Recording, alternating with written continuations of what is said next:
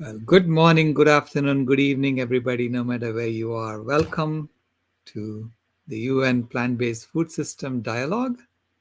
And in this hour, we are going to be talking about spirituality and religion, and with the founders of the Interfaith Vegan Coalition. And I'm going to introduce them to you momentarily. There's Julie Griffin. Welcome, Hello. Julie. Thank you. Welcome. Judy Carman, Hi, Lisa everybody. Levinson, and Thomas Jackson. Hey, glad to be here. Good to see This you. is awesome. This is so amazing. Yeah. Yeah, we have been talking about the outer world and how things have been progressing and how plant-based system affects the outer world. And now we are transitioning to the inner world and look at what would a completely vegan world look like from a religious and spiritual perspective. And how does it affect our religious practices? How does it affect our inner well-being, the spiritual well-being? So that's going to be the focus of this conversation. And I'm going to begin with you, Judy, because you have written about the commonality of all our religions and how the golden rule seems to be at the core of everything we talk about in religion. So please take it away. Thank you, Silas, and thank you, everyone who's listening in. We really appreciate your being here with us. We are, yes, talking about the Golden Rule, and I think just about everybody's familiar with it. It's a kind of I would say, the highest value that most of us hold. And nearly every religion has its own way of saying the Golden Rule, which is basically do unto others as you would have them do unto you. And there's just slight differences in the wording in the various religions, but and ethical traditions, but it is a almost a universal value held by human beings. So it's so key, I think, to what we're all trying to do to create a better world. I think that the missing piece that has been part of the problem, why we haven't reached that highest goal, that highest level of our nature, our true human nature, is because of our mindset that we've had for about 10,000 years, that it is okay for human beings to dominate nature and animals. And so what we have gotten into is quite a mess, as everybody listening in here knows. And so what we are proposing is, and what I talk about in my book, Homo Ahimsa, and ahimsa means, it's a Sanskrit word for non-harm. So it's the perfect expression of the Golden Rule. And so what we're proposing here is that we extend the Golden Rule out to include all beings and all of nature. And once we do that, we are going to see some real progress. So to me, that sounds really key, to be able to extend the Golden Rule out to all beings, from just human beings. But we know that there are a lot of our rituals involve not extending the Golden Rule to other beings. A lot of religious rituals. Or is that a misinterpretation of religion, misinterpretation of a sacred text? That is something I think that all religions many are working on, I should say, not all, but I think it's a growing awareness that we need to really look carefully at all of our dogmas and our rituals and see, okay, do those do harm to other beings other than humans? And if they do, then how is that living by the golden rule? It's not.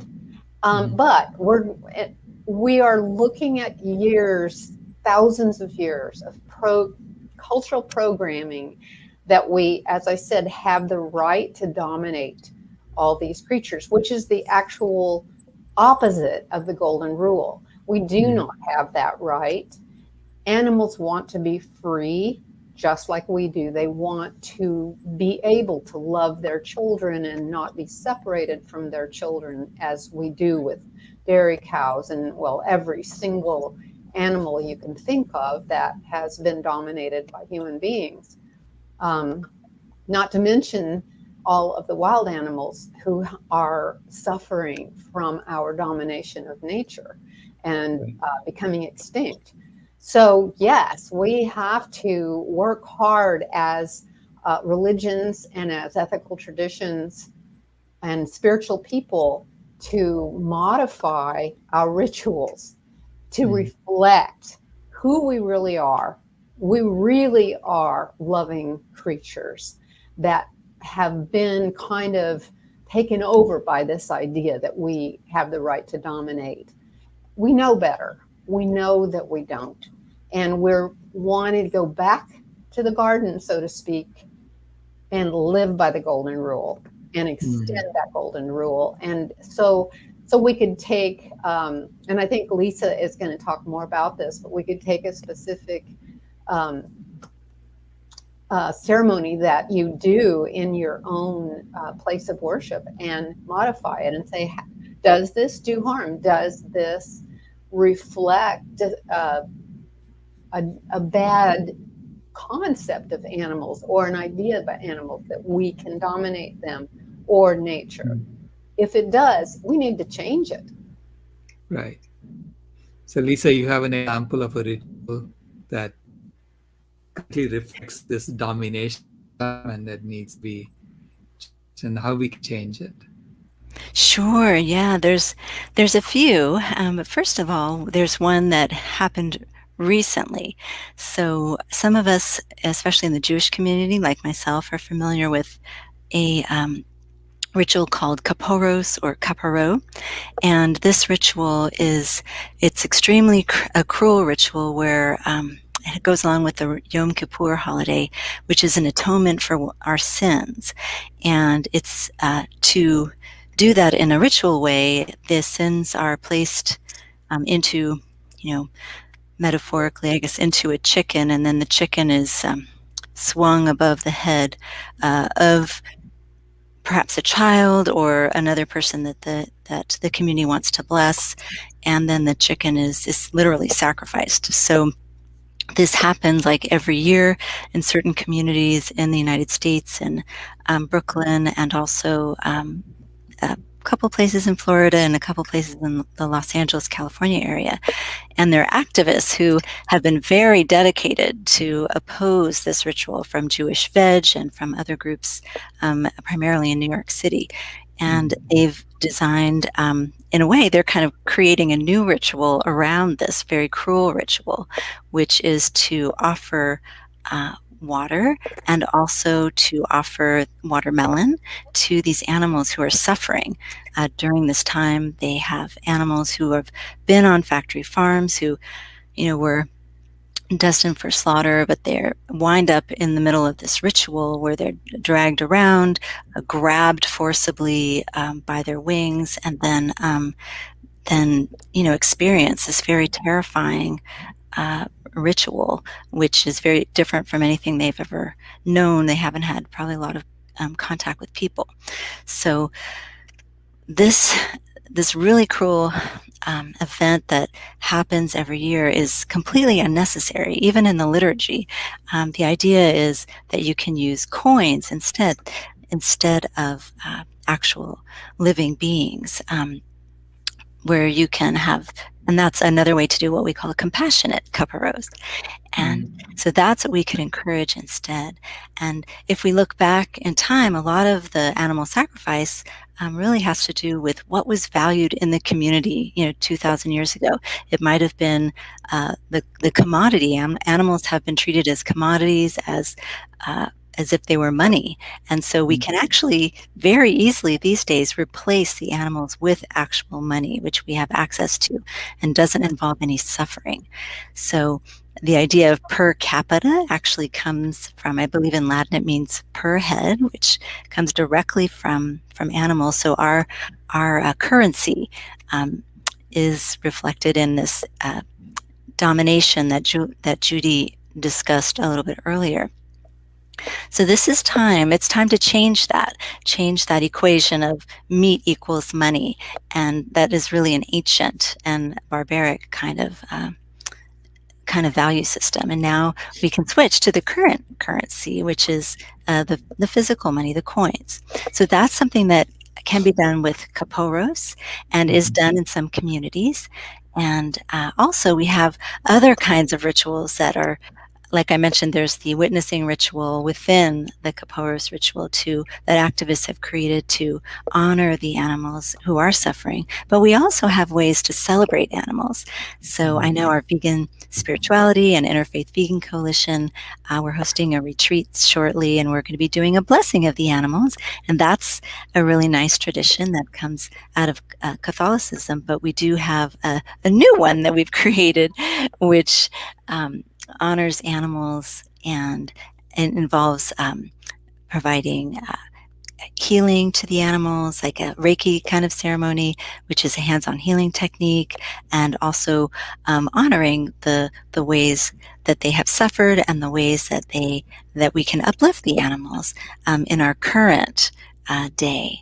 So, and visualizing a vegan world. So there are new rituals that we can co-create to celebrate our relationships with animals. Yeah, and Lisa, we might mention so people can find the Interfaith Vegan Coalition, and we have on that website we have the 10 steps of to bring vegan values. I'm reading it of compassion, nonviolence, and justice to your place of worship. So we've got 10 steps that you can take in your church or temple, wherever it is that you worship, and use these steps to bring the vegan values in. And there's one of the ideas is to host films and speakers and book study groups about veganism, so that more people can learn, well, what is veganism, how do we extend the golden rule out to all beings and to all of nature, and how does this impact us personally on a soul level, and also how does it help the church or the place of worship actually make an impact on creating a better world for everyone, a more loving, nonviolent world. This is really one of the responsibilities of places of faith.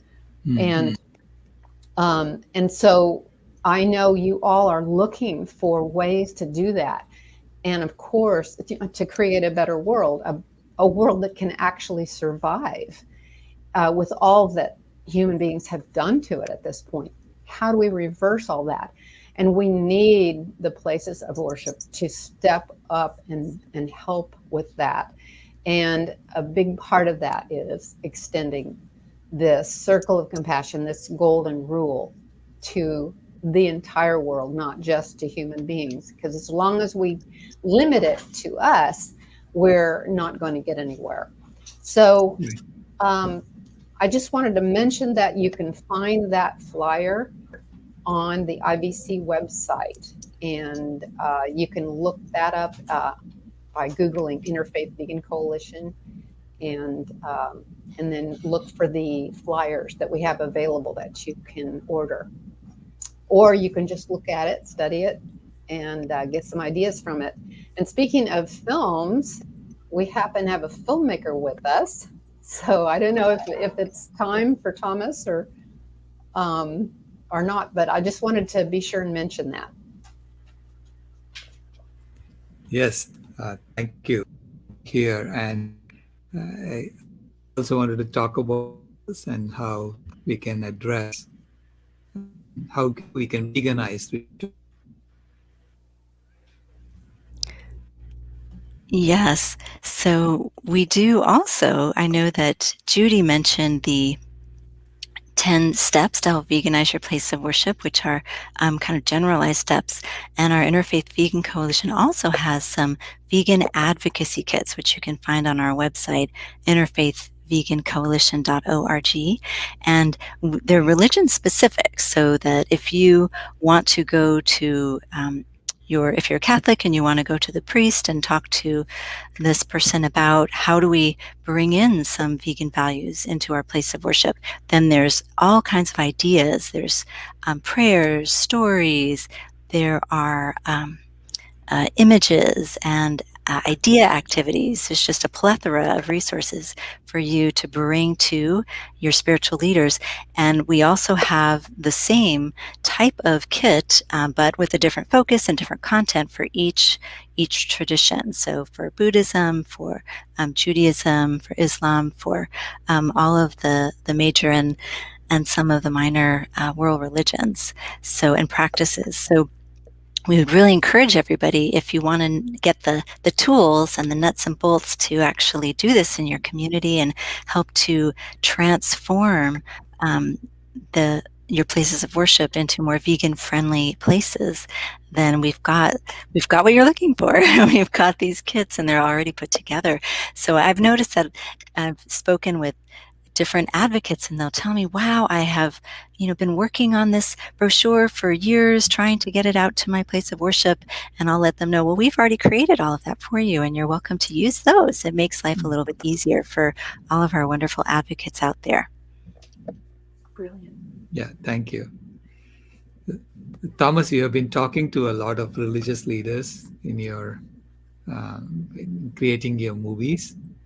So what wisdom do you have to share on how we can make sure that when we get to a plant-based food system, we are still consistent with our religions? Well, the good news is that all the religions that I studied are all in alignment, at least their teachings of compassion are all in alignment with a vegan diet. So that's the good news. So it's not gonna, I didn't see any religion I studied that said you cannot be vegan, so there's no forbidding veganism, and actually the teachings of compassion actually encourage you to live that way. So I don't think that's going to be the problem. What I have learned though, is that at least in the Christian tradition and the Jewish tradition and more of the Western traditions, you can look through the Bible and through the Torah and things, and you can find places where you are given permission to eat meat. I mean, that's just there. That's the whole thing. Like, there are moments, but if you look in the context they're in and everything else, it's there. But at the very beginning of the Bible, it tells us to be vegan. And then and after the flood, we're given a little reluctant permission where the Bible says, God's saying man has been evil from his youth, and the fear of dread is going to be placed in the animals. Before the flood and before we started eating animals, we had a more kinship with the animals. We were more like, brothers and sisters in a way. We were all connected. And then once you started eating, the fear and dread were placed in these animals. But then in Isaiah, we come back to the peaceful kingdom, where the wolf and the lamb will lie together, and there'll be no more murder, there'll be no more bloodshed. So all that's there, but I think for me, like, the other thing to take into consideration, if you look at the Bible and you want to take the Bible literally, you can find ways to justify slavery. You can actually find ways, there's laws that say that if your child backtalks you or is disrespectful, you can kill them, you can stone them, as well as if you don't go to the temple on the Sabbath or something. So you can find things to justify everything. But I think if you look at the spirit of the law, like Jesus talked about the letter of the law and the spirit of the law, if you look at the spirit of the law and you look at what really all of the, especially the founders in the beginning of all the traditions, I mean, they're really teaching compassion. They're teaching us to take care of the planet. They're teaching us to take care of our body temples. They're teaching us to you take care of other people and animals. All of the traditions had these four things in common, just as they had the golden rule in common. They all have that in common. So I think when it comes to religion, and the reason I made the film too, is I had a feeling like, religious and spiritual people are already very compassionate. So they're like low-hanging fruit. And if they really look at the teachings, and really go to their heart and pray and meditate on it, I think they would have a different view. I mean, the other thing I like to tell people too, like, imagine if Jesus came back today and we took him to a slaughterhouse. Like, how would he feel about that? And knowing what was going on with the planet and with the human health and with the workers that are being exploited, all of these different things, I just cannot see how they are in alignment with any spiritual tradition, especially the way we do it now. Most of these traditions were written at another time where animals weren't so much of they were always a commodity at this point, but we really exploit them by the billions today. So it's unsustainable, and it definitely is not in alignment with our true compassionate natures or with any teachings of compassion at any of the traditions I studied. Yeah, I know you have spoken a lot with Imam Sohaib Sultan and of the Muslim tradition, who sadly passed away earlier this year. So I would like to honor him and play one of his clips. But tell me about him. I haven't met him at all. I only had the pleasure of meeting him in person once, and he was a beautiful being. I mean, if you see the video, you'll see he shined. He had energy that was just very. He just felt like he was very present with you, and he felt very loving, and I learned a lot from him. Sorry, go ahead. And and just in that one day, and then going back and looking at everything he talked about, spending time with him. I know him. I know what he said more than I know the person, and but the more I spend time with his words and with him speaking and his energy, the more I just know he was a very special human being. And I think when you see, I sent this clip to you because we were talking about sacrifice, and I remember him telling me this, and I couldn't put it in the movie. So I think, you can listen to him talk about the symbolism behind sacrifice and how we no longer meet that when we sacrifice animals. Right. One of the times in which Muslims will consume a lot of meat, not only as a dietary practice, but also as almost a religious ritual, will be during at the end of the pilgrimage season, during the time of Eid al-Adha, which means the festival of sacrifice. And that story that is commemorated every year is a story in which Abraham has a willingness to sacrifice his son, whether it was Ishmael or Isaac is a difference of opinion in the tradition. And instead of sacrificing his son, God replaces that with the sacrifice of a ram. And so what ends up happening in the Muslim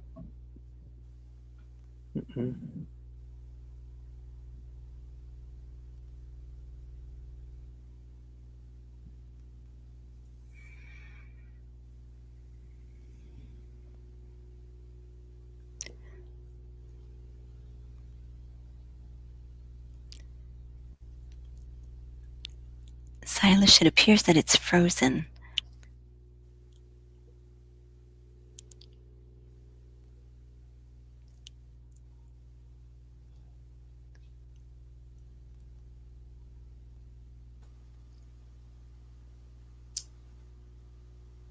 I wonder if Silas is frozen too.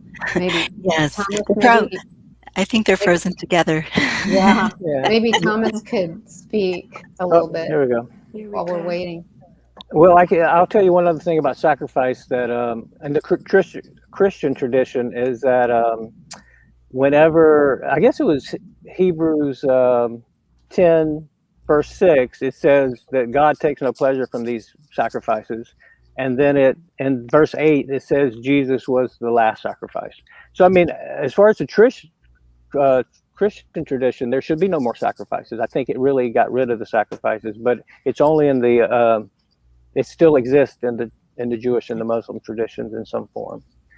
But what he was saying, and I don't know if we'll get to hear what he said, but what he was saying is that these traditions symbolically are about sacrificing the ego.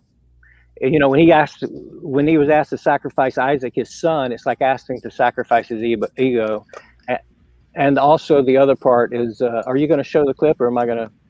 Yeah, I'll show it. I'm sorry, okay. it just I put won't me wrap out up. in the middle.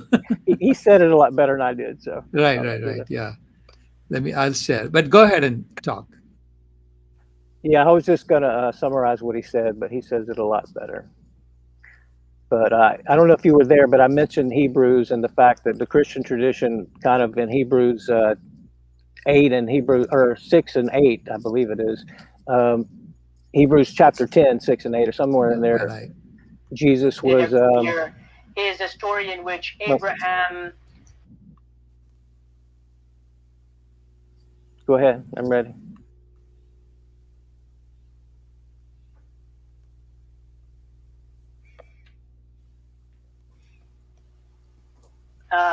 What's happening in the Muslim community is to honor that particular. There is the sacrifice of a ram, sacrifice of animal, and animals' meat is distributed to the poor, neighbors, and to one's family. And so it shows a sense of care and concern for the poor, for one's neighborhood, and for one's own family. And I think that along the way, people have probably forgotten what the spirit of the story is all about. That Abraham, in his willingness to sacrifice his son, was willing to sacrifice his ego, because his son was very much attached to his ego. And the story is about ego sacrifice. It's not about human sacrifice. And in God saving his son from being sacrificed and instead offering a ram, it's not about the ram, but it's about this idea of sacrificing in a way that benefits the poor, that benefits one's neighborhood, and that benefits one's family. And if we're looking at the world we live in today, what we find is that the way that animal exploitation is happening, we're actually hurting the poor, we're actually hurting our neighbors, and we're actually hurting our families, and we're hurting ourselves. And so there is, I think, a window and opportunity for us to reconsider what that story of sacrifice was about, number one, and two, how we honor it. Yeah, that's so beautiful. Yeah. In fact, in the Hindu tradition, the same sort of principle is behind breaking a coconut. That represents the ego. We break a coconut and then let the coconut water flow out. That represents the fluid mind that has doubts about God, right? And then we actually use the coconut and make a sweet dish out of it to give to others. This is called the prasad that we give to others. So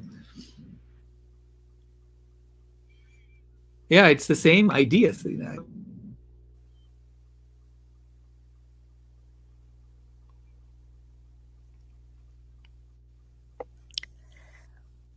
Yes, it's amazing how all of these different traditions have come up with these alternate kinds of rituals, Coming your ego. sacrifices.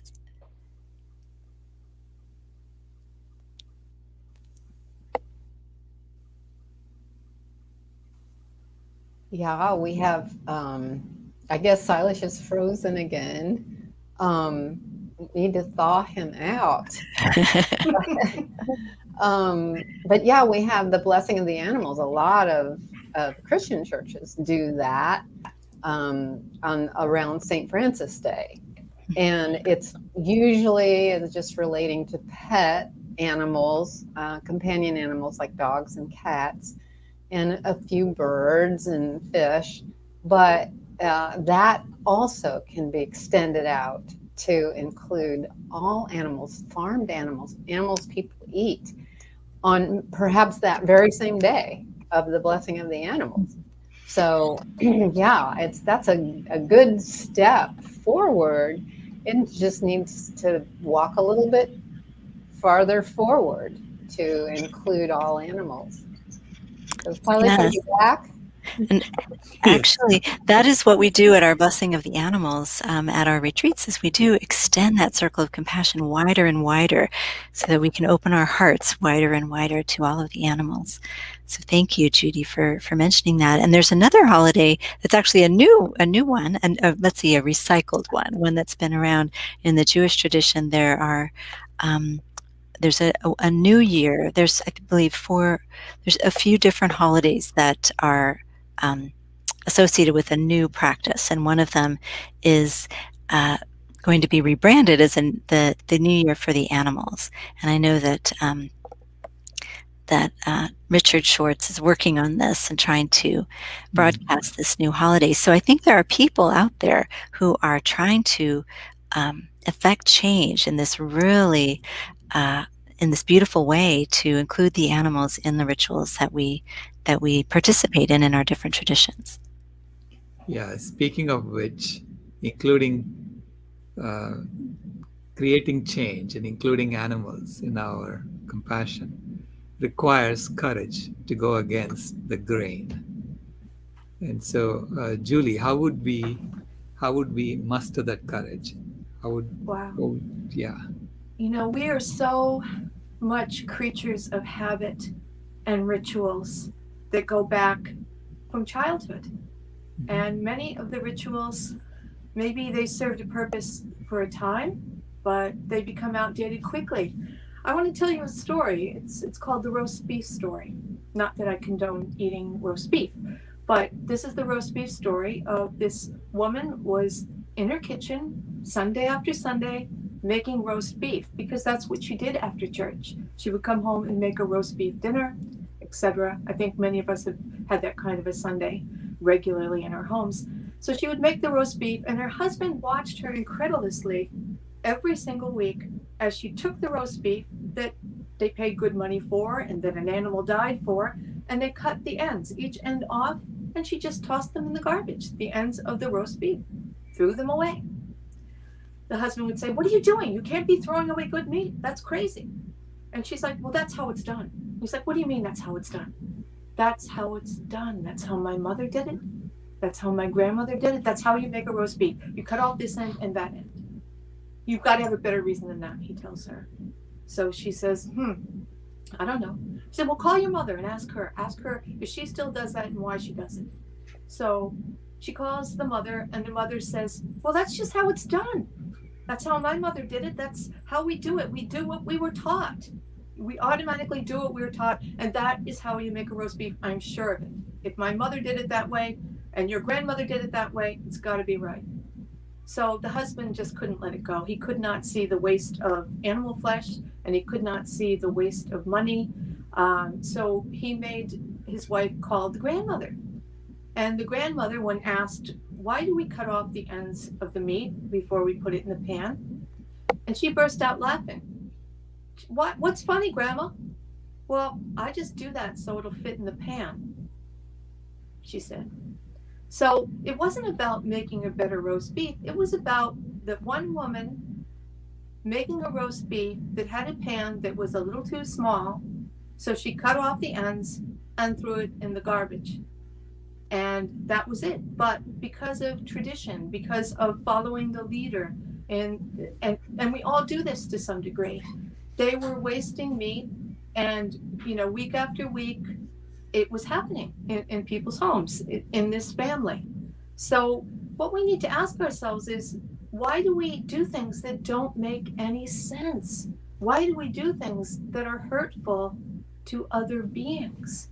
Why do we put blood on our plates and on our hands by serving up things that are not as good as if we went out to the garden and got a nice basket full of delicious vegetables and fruits? Why are we eating this way? The only reason is because we have been doing it over and over and over. So yes, we need the courage to change. We needed the courage yesterday. We needed it a decade ago. We need it at church. We need it in our family homes. We need to break free of traditions that don't make any sense, whether it is taking a defenseless animal and projecting your sin on them and killing it and serving it to your children, or whether it's just simply doing what your beloved mother and grandmother did. Because I know I grew up in a restaurant. My grandmother, who I loved and still love deeply, had many restaurants in her lives, but one in particular, and it was full of delicious food, and it would be very easy to be hypnotized by that smell, and there was all these feel-good associations. So in fact, we are all in kind of a bad food trance. You know, we are led to believe that something will make us feel better, comfort foods. You know, we need to change. We need to open our eyes and say, you know, gee, maybe that sandwich that I just saw in an advertisement in a store window in a coffee shop, I'm not going to name it because I'm not going to give it any credibility, but I saw advertised in the store a grilled cheese, a macaroni and cheese grilled cheese sandwich. Now, does that sound like something anybody should eat? But, you know, we're indoctrinated into this through ads, through all kinds of things. So the first thing to do, I think, to have courage is to maybe come out of the bad trance that we've been in, where we've been automatically following the wrong advice or doing what other people do or thinking we need something to feel better. You know, we don't need comfort foods. We need to feel comfortable in our own skin. We need to feel love, self-love. We need to ask ourselves, is this food I'm about to eat going to help me, or is it going to hurt me? Is this food I'm about to eat going to give me energy, or is it going to rob me of energy? Is this food I'm about to eat, is it spiritually sound? Does it cause harm to other beings? Does it cause death and destruction and poverty? And does it cause our whole planet to be taken down a few notches every time it happens? Is this food I'm about to eat going to give me energy or rob me of energy? Is it spiritually sound? Would I want my children to eat this food? Will it help my children or will it hurt my children? And now, most importantly, is it going to destroy the planet if we keep eating this way? So I think courage starts with having the courage to open your eyes, open your ears. Like so many of us are seeing without seeing. Like we have to know that animal flesh that's in that white styrofoam package with the clear plastic shroud, we have to know that is a dead animal that was imprisoned and tortured. And we have to know this, you know, whether we're spiritual beings, whether we're church leaders, we have to know this. And we have to have the courage to say, gee, you know, let's stop that potluck we have every Sunday. Because people keep putting, after we talk about do no harm and loving kindness and thou shalt not kill, it doesn't kind of mesh up when there's a whole bunch of animal parts on the table. We have to have the courage to say that. And sadly, there's no nice way to say that. Just like I've had to have the courage to say, I'm not allowing any animal products in my home, and I also don't allow any alcohol in my home. Now that might make me unpopular, but I've empowered myself to say that because it's best for the people who are around me not to do those things. And it's best for me not to see those things. So sometimes the right thing to do is to just rip the veil off yourself, you know, just wake up and say, I have a right to have things spiritually congruent around me. I have a right to expect people who come into my home to kind of have my rules, you know, and to live the way I want to live in my own house. It's like when they talk about on an airplane that if in the event of an emergency, oxygen mask will drop from the sky or from the ceiling, and you put your own mask on first before you assist anyone else. Now that might seem harsh and uncaring, but we all have to do that. We have to do that with our families. I have to say to my family, I'm sorry, I'm not coming home for Thanksgiving anymore. Unless you can come to my house and I'll make vegan, but I can't watch this anymore. I can't watch it because it's harmful. It's harmful on so many levels. And I've I think I just did it. I think I just told my family that. And that was a hard thing for me. It takes courage. But as you change, the people around you change. As you live your truth, it becomes easier for people to have the courage to live their truths. And to me, that's what it's about. It's about really seeing and questioning the rituals, the ritual of the potluck, the ritual of the all-you-can-eat buffet, the ritual of on and on and on with bad rituals. Is this going to help me or is this going to hurt me? What do you guys think? Yeah, courage is the first of all the virtues. Yeah, and I have like maybe some tools I can share that will help with getting up your courage. I was a practicing medical and clinical hypnotist for 30 years. And yes, I'll warn you, I can be very persuasive, but I know I can't change anyone that doesn't want to change. So it's not about that. It's about sharing some tools and techniques you can use on yourself or you can encourage other people to use. We know as hypnotists that some people move away from pain when you're helping them. Like they don't want to think something bad is going to happen to them. So by focusing on the bad things that could happen if they don't make the change, that might give them the courage to make the change. Some of us focus on the reward system. What will I get for this? Like so many people lose weight and get fit before a wedding because they want to look good at the wedding. Those are the motivated to change for positive reasons. Some people, they will suddenly do something very differently. Like my husband, for example, he had 3 malignant melanomas, and they were threatening his lives. And he read Dr. T. Colin Campbell's book, The China Study, and he learned that animal products feed cancer cells, whereas vegan food and plant-based meals do not. So that's all he needed to hear. He did not want to die. And right there, he became first a vegetarian and very soon after a vegan. That was it for him. It was easy. He moved away from the pain and the thought of pain towards staying alive. It wasn't about getting dressed up and going to a wedding to him. It was about staying alive. So maybe if you have somebody with a health problem, you might encourage them, well, this will help you stay alive. If you have to kind of appeal to your own, things. When you think about this, if you were in the precipice of making a change yourself, maybe you can make a list. What are all the benefits? What are the pleasure points of becoming a vegan? I know where I live now. I'm here in Maine, and we have beautiful apple orchards and gardens and things. So I was thinking about the fact that I was able to go out and pick an apple off the tree. And maybe that wouldn't have been as interesting to me before I became a vegan. But I can remember as a child even biting into an apple off the tree was very delicious, just like going to pick strawberries or blueberries. The great thing about going vegan is your sense of taste comes back. Right now, your sense of taste, if you're not vegan, it's probably covered in salt and chemicals and preservatives. So food is going to taste much better to you. Vegetables and fruits will taste better to you. So that's a benefit. You will feel younger. You will probably lose weight as a vegan. You will have more time, more energy, because you won't be standing in takeout food lines all the time. You'll be making food at home that's wholesome. There's all kinds of benefits besides not dying, not having clogged arteries. Those are all good things. But again, that's the negative list. Now, what are the negatives? Again, we're trying to help people figure out what they need to do to get the courage to make the change.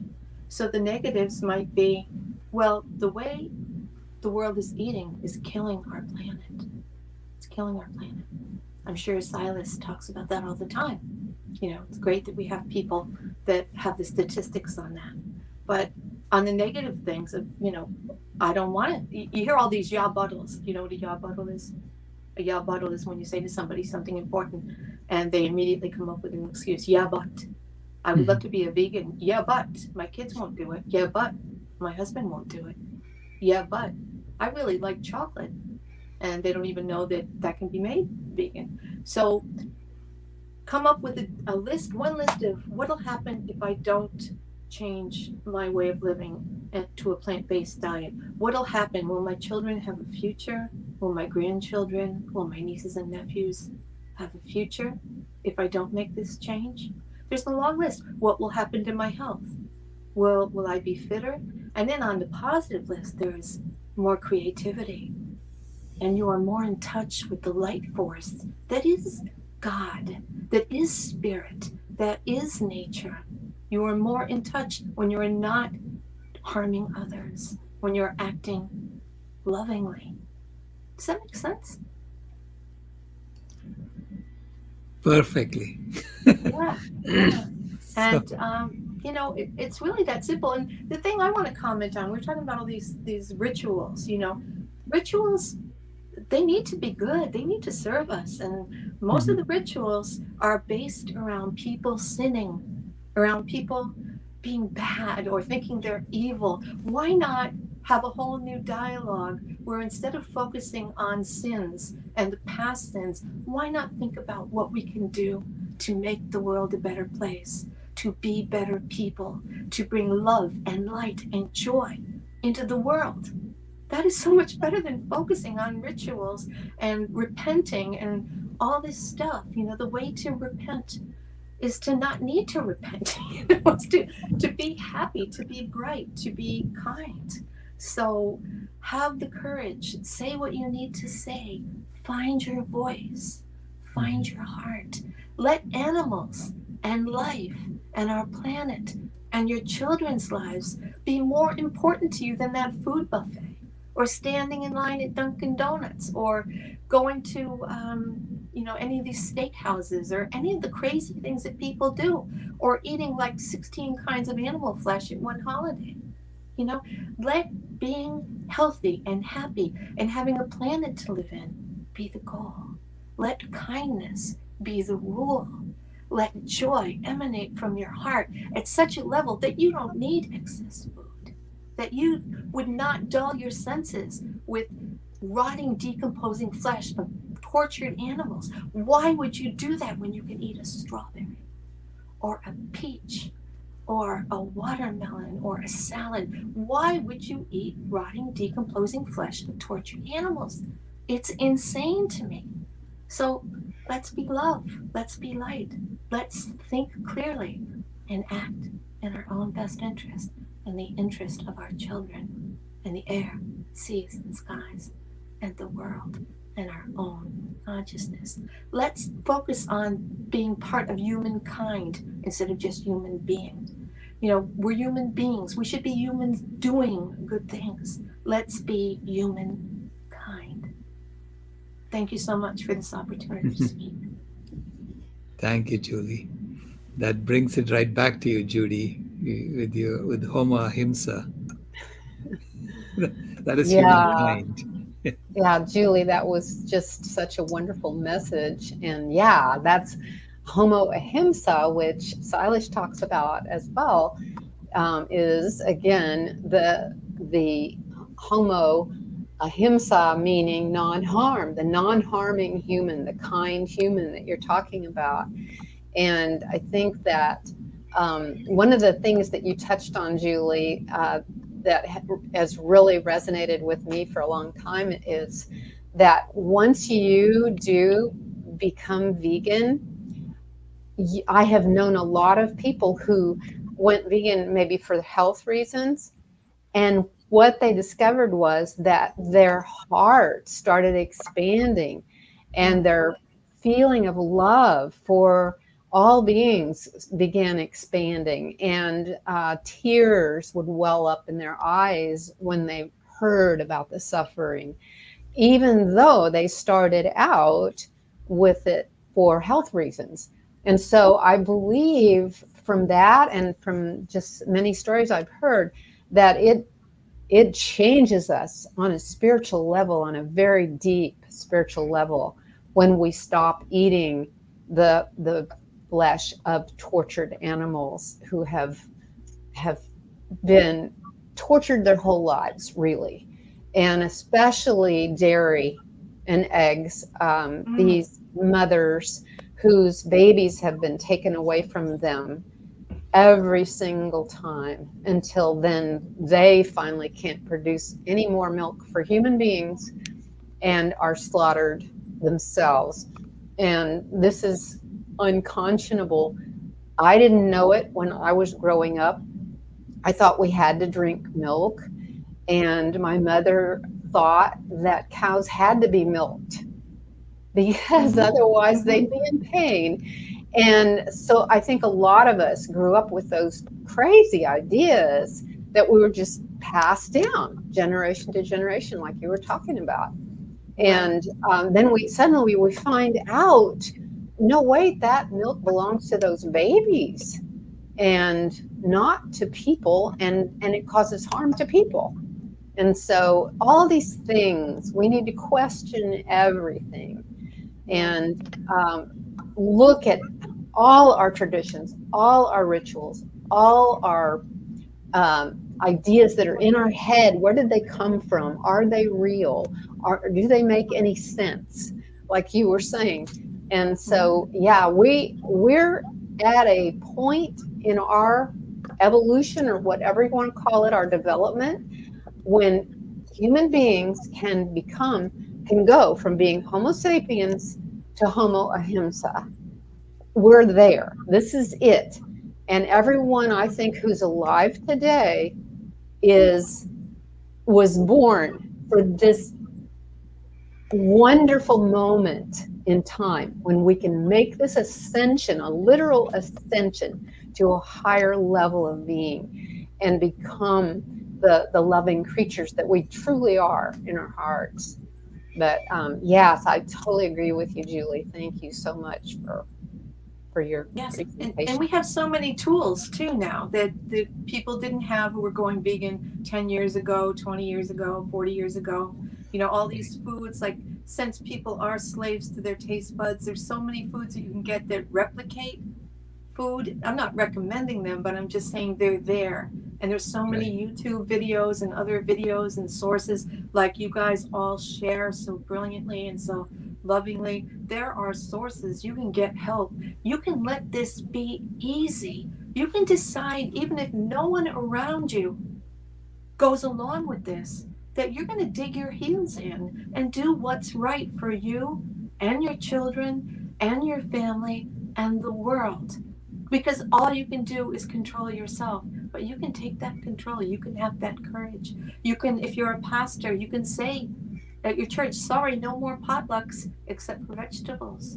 If you're running a food kitchen for the poor, same deal. It's better for them. Do what is right. We all know what's right. We're just afraid to face it sometimes. But this is the time we must face it. We have a world to save. We have families to save. We have ourselves to save. And we're worth it. And our world is worth it. On that note, thank you so much. And then, Thomas, did you want to add something to that? What the stories that we need to tell before we close out? You know, I mean, honestly, I want to ask you how you're doing, man. I know you've been doing this all day. Like, I've been wanting to ask you the whole time. Are you holding up, man? Yeah, I'm doing great. Yeah. It's my duty to serve all of you. Yeah, you are a master storyteller. You know, I'm editing the film the new film, and I'm in India now. I'm up to halfway through India, so I've been listening to a lot of what you say, and you tell these amazing stories, and you really put these issues in a story into a way that people can really hear them and understand them. Oh. I think the most thing is that when it comes to our stories is we really got to emphasize the compassion, and we really got to update anything that is not taking into consideration what's happening on the planet and what's happening to human health and all of these things. Like, we really need to incorporate these into our stories so our children will avoid all of these, you know, so they won't destroy the planet in the way we have. Mm-hmm. Mm-hmm. Right. Yeah. And heal the planet. Like heal Lisa. the planet. So thank you all very much. It's been inspiring as always. I could spend hours with you talking about this. Thank you. Thank you. Thank you, Thanks, Silas. Silas. Thank you.